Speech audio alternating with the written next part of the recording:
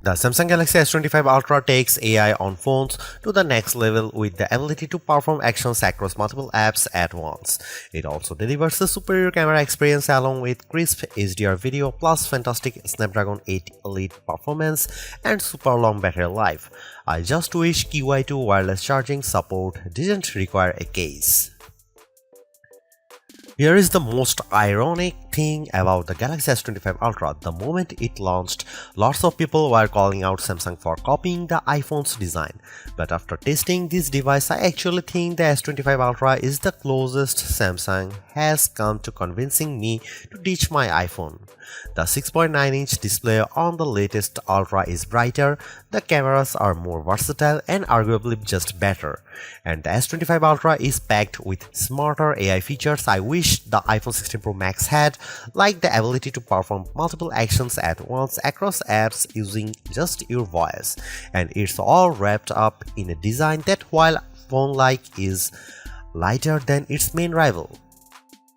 Samsung did cut some corners with the Galaxy S25 Ultra. The S Pen no longer has Bluetooth, and the newly added QI2 charging support forces you to buy a compatible case. No magnets here, but overall the performance, battery life, and AI smarts on the Galaxy S25 Ultra add up to the best Android phone I have tested and possibly the best phone period. The Galaxy S25 Ultra has a release date of February 7 and it still starts at the same inducing starting price of $1,299 for 256GB of storage. You can upgrade to 512GB for $1,419 or 1TB for $1,659, but while pre-orders are still happening, you can get 512GB for the same price as 256GB and 1TB for usual 512GB price. Samsung is also offering up to $1,200 off, which includes up to $900 in instant trade-in credits and up to $300 in Samsung credits. The Galaxy S25 Ultra doesn't offer much in the way of camera hardware changes. The key upgrade involves the ultra-wide sensor, which gets a boost from 12MP on the S24 Ultra to 50MP. This means better detail in your shots as well as the promise of sharper macro photos. Otherwise, you get the same 200MP main sensor, 50MP 5x telephoto, 10MP 3x telephoto, and 12MP front shooter found on Samsung's previous Ultra model. Here are some camera samples of Samsung Galaxy S25 Ultra.